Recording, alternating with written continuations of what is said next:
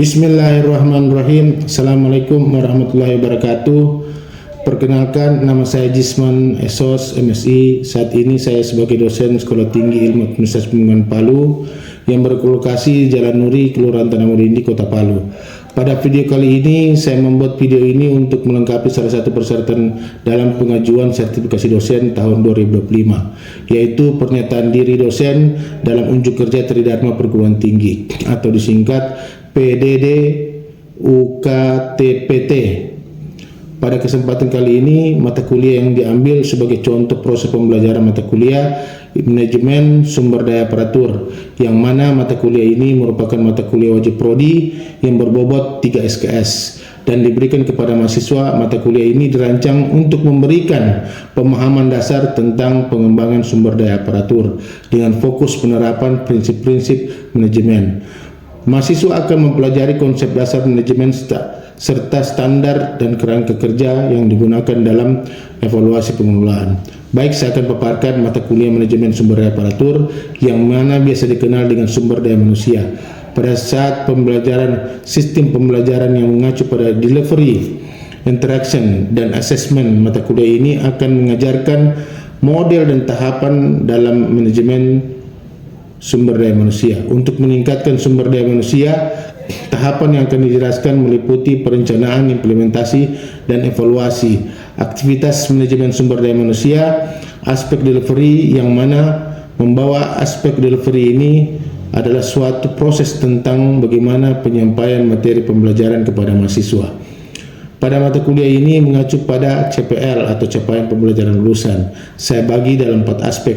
Yang aspek pertama, sikap pengetahuan, keterampilan umum, dan keterampilan khusus. Pada CPL pencapaian pembelajaran lulusan, keterampilan umum terbagi berbagai bagian. Yang pertama, menguasai dan mampu menguraikan konsep dasar manajemen sumber daya manusia serta definisi klasifikasi karakteristik sumber daya manusia. Yang kedua, menguasai dan mampu menguraikan teori manajemen sumber daya manusia serta mengimplementasikannya dalam organisasi.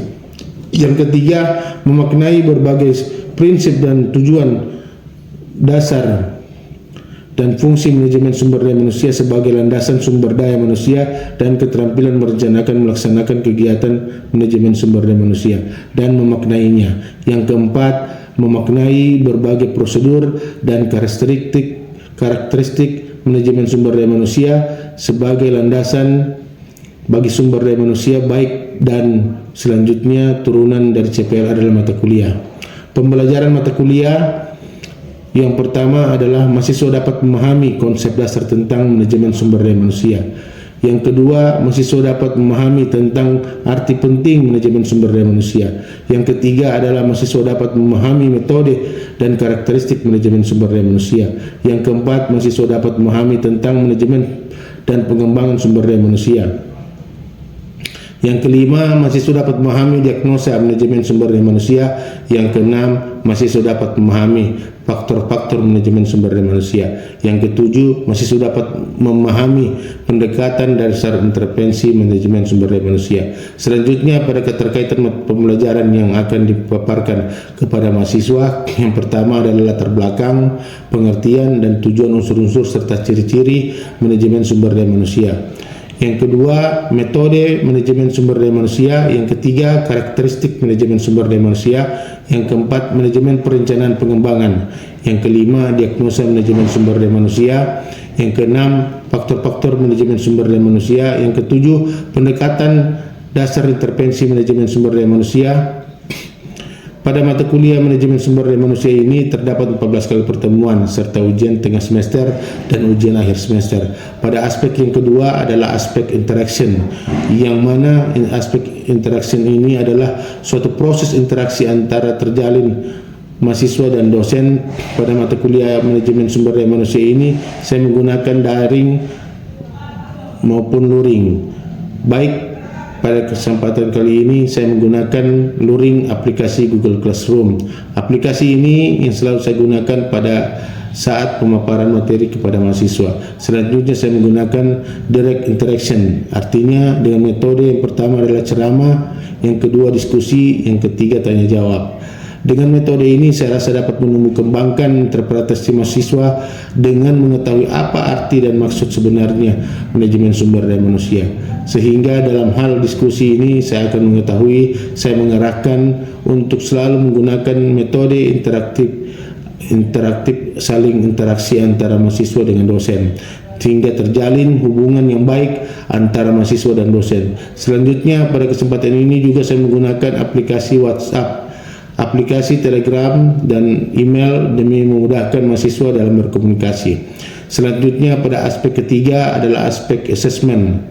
Pada aspek ini saya menggunakan proses untuk mengukur kemampuan mahasiswa secara objektif dan dalam menerima materi pembelajaran. Indikator penilaian yang saya gunakan adalah pertama, kehadiran 10%, tugas 10%, keaktifan diskusi 10%, ujian tengah semester 30%, yang terakhir ujian akhir semester 40%. Hasil asesmen yang saya lakukan ini dengan harapan mahasiswa dapat mengetahui penilaian yang saya gunakan secara transparan.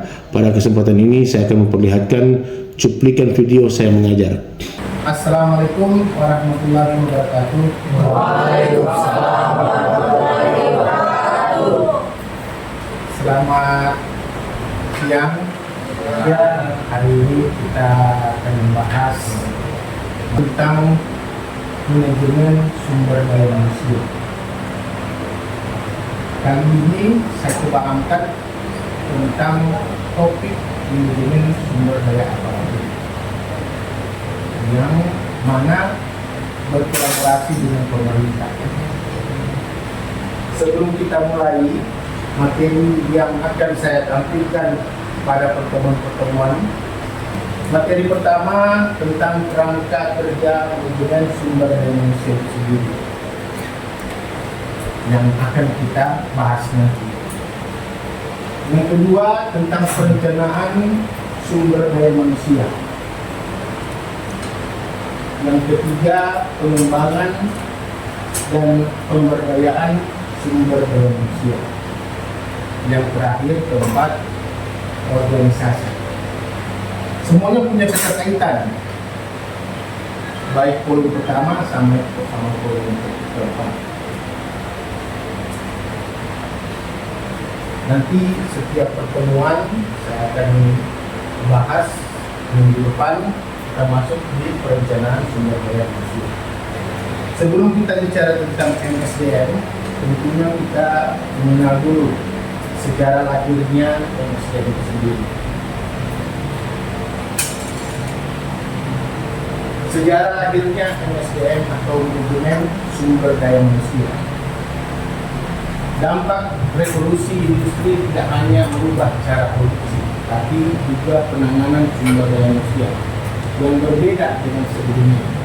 Akhirnya berbagai perusahaan dengan penggunaan teknologi menentukan diproduksinya barang serta secara besar-besaran dengan memanfaatkan tenaga manusia yang tidak sedikit. Penggunaan tenaga kerja secara besar-besaran ini akan menuntut pemilik perusahaan mulai gaji, penempatan, perlakuan terhadap karyawan, termasuk kesejahteraan. Akhirnya saat itu dibentuk apa yang disebut dengan sekretaris kesejahteraan. Saya kutip dari tokoh Indonesia Hasibuan tahun 1997. Dia banyak mengatakan tentang bagaimana kinerja aparatur sipil negara dalam manajemen dan kaitannya dengan sumber daya manusia. Sebagai pemula dalam melihat SDM, perlu kita mengenal mengenai siapa saja yang mempelopori SDM itu. Di sini saya coba angkat dari bukunya Freddy, Willy Taylor, dan Henry Fayol. Kedua pelopor tersebut saling mengisi. Taylor melihat gerakan manajemen dirinya sebagai usaha meningkatkan efisiensi dan produktivitas. Sedangkan Fayol lebih memfokuskan pada peningkatan kemampuan memecahkan masalah manajerial.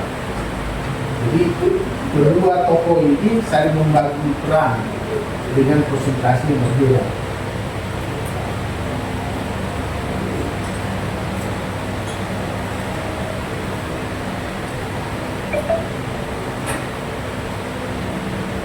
Timbulnya berbagai teori motivasi pada tahun 90-an, 40-an, 1930-an dengan Abraham Maslow sebagai pelopornya merupakan bukti bahwa perlunya perhatian terhadap unsur manusia dalam suatu organisasi.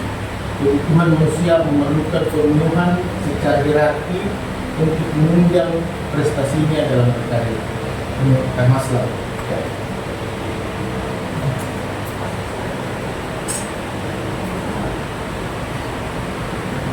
Nah, kita masuk dalam pengertian MSDM itu sendiri.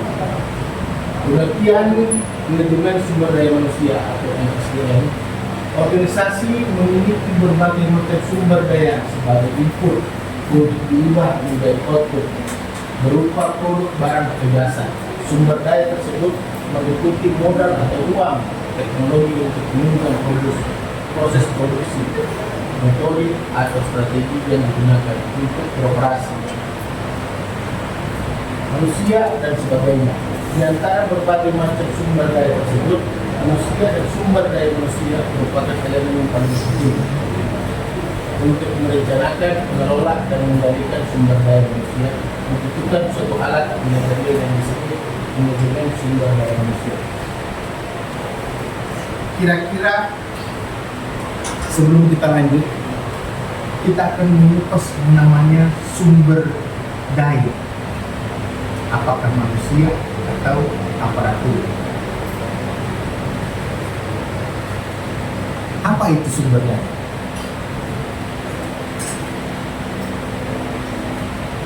Sesuatu yang dimiliki secara potensial seseorang untuk bekerja sama. Karena ada kaitannya dengan ilmu kita, ilmu administrasi publik.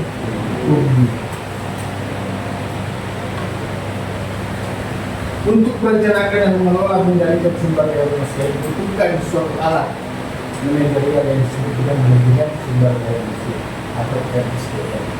Makanya kita perlu orang bekerja sama yang mengelola organisasi tersebut supaya ada yang mengontrol, mengendalikan, menginstruksikan, memerintah dan sebagainya.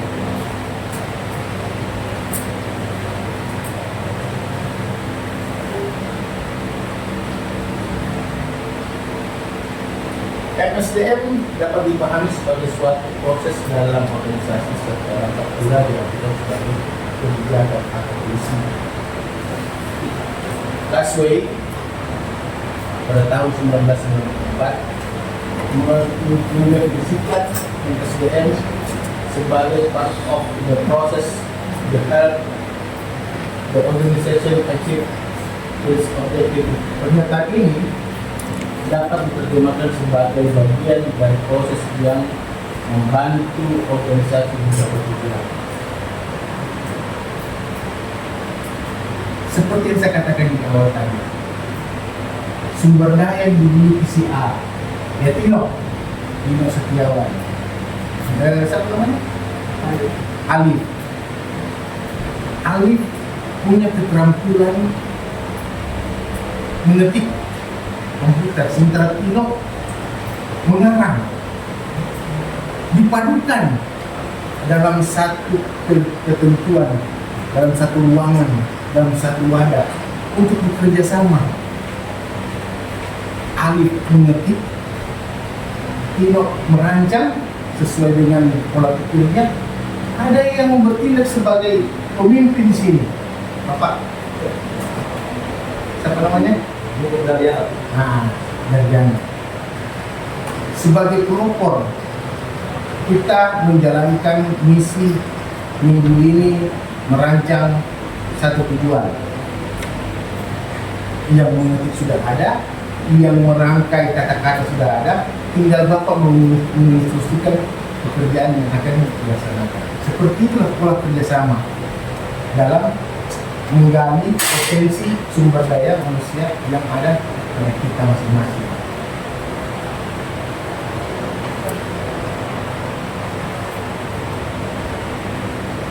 Sementara itu, Suler, Dowling, Smart, and Huber pada tahun 1992 mengartikan MSDM dalam rumusan sebagai berikut. Pernyataan tersebut dapat diterjemahkan sebagai berikut. Manajemen sumber daya manusia (SDM) merupakan pengakuan tentang pentingnya tenaga kerja organisasi sebagai sumber daya manusia yang sangat penting dalam memberi kontribusi bagi tujuan organisasi dan penggunaan beberapa fungsi dan kegiatan untuk memastikan bahwa sumber daya manusia tersebut digunakan secara efektif dan adil bagi kepentingan individu, organisasi, dan masyarakat.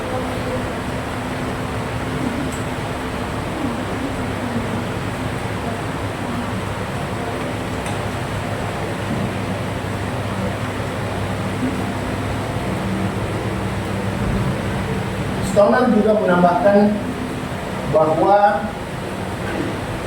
karena berupaya mengintegrasikan kepentingan organisasi dan pekerjaan, maka manajemen sumber daya manusia dari sekedar seperangkat kegiatan yang berkaitan dengan koordinasi sumber daya manusia organisasi, manajemen sumber daya manusia adalah kontributor utama bagi keberhasilan organisasi.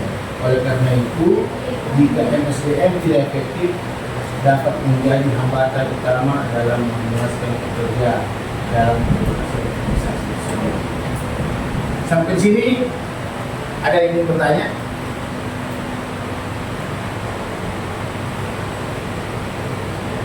Ya. Saya bersama Lydia Sambut 3509 22 ini menanyakan mengenai SDM. Apa saja fungsi dari SDM tersebut? Ya, menarik sekali. Kita dihadapkan dengan situasi yang saat ini lagi membutuhkan kunjungan sumber daya manusia.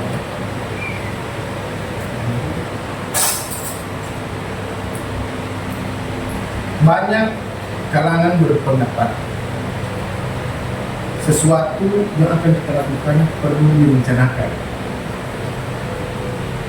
untuk mengoptimalisasikan kegiatan yang akan direncanakan. Perlu kehati-hatian dalam tahapan perencanaan. Makanya dalam manajemen sumber daya manusia dikenal dengan perencanaan untuk kebutuhan sumber daya manusia. Seperti yang saya atur tadi, Alif fungsinya sebagai mengetik, Dino sebagai fungsinya, dan Danu sebagai pengarah daripada membagi peran, membagi tugas, karena kita tidak akan pernah lari dari kerja tim dalam organisasi. Yang kedua, stepping sesuai dengan kebutuhan organisasi. Ada keunggulan tersendiri yang kita punya. Ada keunggulan tersendiri yang kita miliki. Itu tidak dimanfaatkan. Misalnya, ada yang pintar IT, dan selanjutnya ada yang bisa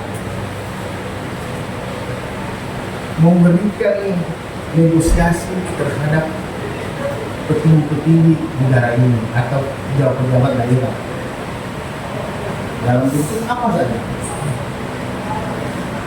Yang ketiga, penilaian kinerja. Penilaian kinerja ini sangat dibutuhkan dalam sebuah organisasi karena supaya kita tahu siapa yang tidak mampu bekerja, mampu mengaktualisasikan daripada rencana yang kita telah rencanakan dan mengoptimalisasikan kegiatan yang akan kita tuju. Yang keempat, perbaikan kualitas pekerja dan lingkungan kerja. Nah, itu tentunya perlu kita didukung oleh sarana-sarana seperti kerja kita di ruangan yang jangan panas, supaya ada AC-nya, supaya tidak mengetik lewat manual, pakai komputer, dan lain sebagainya. Penunjang di mana kita bisa bekerja dengan baik. Yang terakhir, pencapaian efektivitas hubungan kerja. Nah, ini tentunya semua elemen sangat berpartisipasi. Dari apa yang telah saya sampaikan, ada yang perlu ditanyakan lagi? Oke, karena tidak ada yang bertanya, kita lanjut pada materi selanjutnya.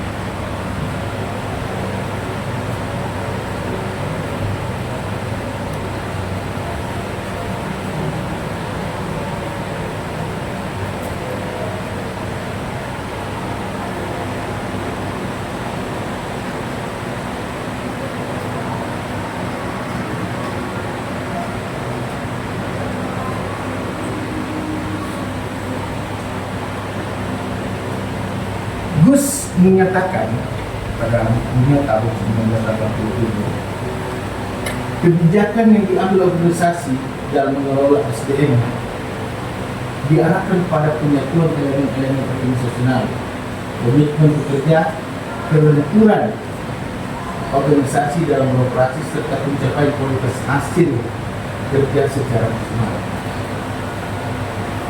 Ini dimaksudkan Gus punya pendapat lain tentang apa yang telah banyak dikemukakan oleh manajemen sumber daya manusia seperti Payo tadi. Dia lebih menyebut pada elemen-elemen yang punya kelenturan terhadap organisasi. Tidak hanya secara organisasi, tapi secara elemen-elemen per individu. Nanti dikombinasi secara bersama-sama menjadi satu keutuhan kerja kolektif dalam organisasi.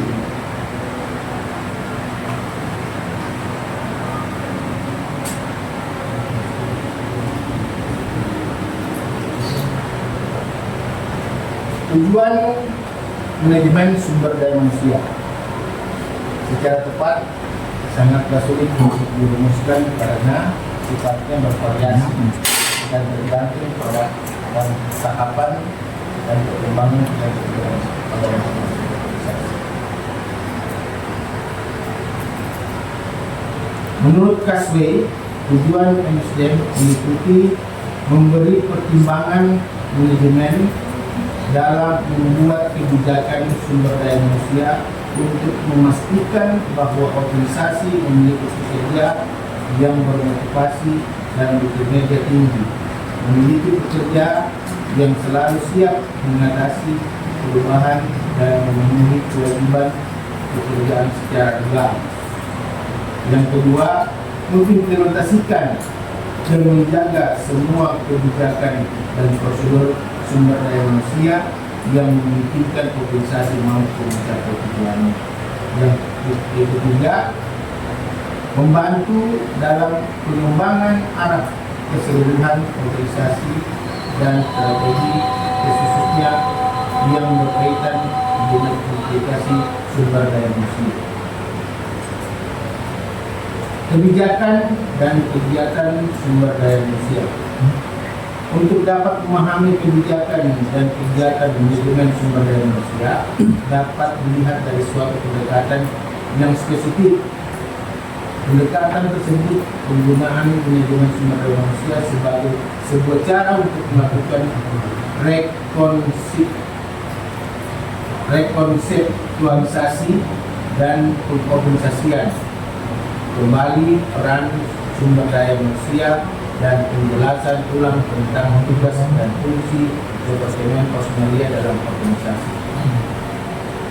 Ada 4 faktor yang mempengaruhi kebijakan sumber daya manusia itu sendiri. Menurut Gus, ya. Yang pertama, employee influence atau pengaruh karyawan. Kita ambil contoh di perusahaan tambang ini di Morowali. Banyaknya desakan akan kebutuhan sehingga melahirkan kebijakan dari perusahaan untuk mengagendakan yang namanya pencapaian kebutuhan setiap hari. Seperti contoh, pemenuhan kebutuhan setiap hari akan telur, memungkinkan perusahaan untuk menyediakan telur setiap hari sebanyak 10.000. Dilihat kecil, tapi implikasi daripada penerapan kebutuhan tersebut lebih besar. Yang kedua, human resource flow, aliran sumber daya manusia. Ini tidak jauh daripada skill yang Anda punya, keterampilan yang kita punya. Karena tidak lepas daripada apa yang kita miliki untuk kesatuan pemenuhan kebutuhan pada sumber daya manusia.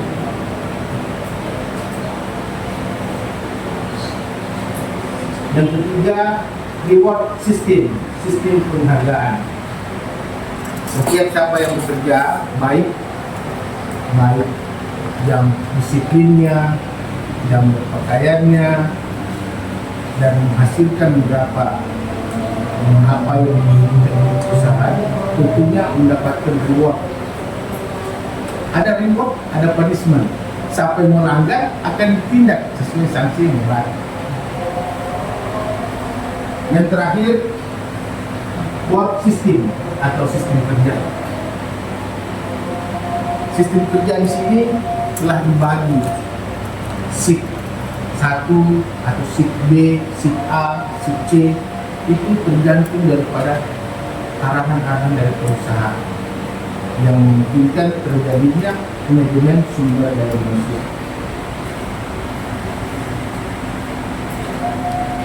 Yang terakhir, Gus menyatakan kegiatan manajemen sumber daya manusia terdiri dari 4 proses, yaitu selection atau pilihan, appraisal atau penilaian, reward, imbalan, 4 development atau perkembangan. Materi ini merupakan kelanjutan daripada materi minggu depan, yang mana akan saya bagi sebagai bentuk tugas 4 kelompok. Bagaimana setiap kelompok membahas tentang selection suatu perusahaan. Yang kedua, bagaimana setiap kelompok membahas tentang appraisal atau penilaian. Kelompok ketiga membahas tentang reward atau imbalan, dan kelompok keempat membahas tentang development atau perkembangan. Akhirnya selesai perkuliahan pada hari ini. Baiklah, kita menutup pertemuan pada hari ini dengan ucapan wabillahi taufiq wal hidayah. Wassalamualaikum warahmatullahi wabarakatuh. Waalaikumsalam warahmatullahi wabarakatuh.